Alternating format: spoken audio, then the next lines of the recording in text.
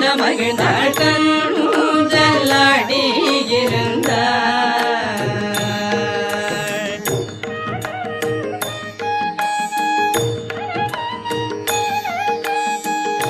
பொன்னூஞ்சலில் குறித்து பூஷணங்கள் தரித்து பொன்னூஞ்சலில் குறித்து பூஷணங்கள் தரித்து ஈஸ்வரனாரிடத்தில் ஆசைகள் ரொம்ப வைத்து ஈஸ்வரனாரிடத்தில் ஆசைகள் ரொம்ப வைத்து கண்ணூஞ்சலாடி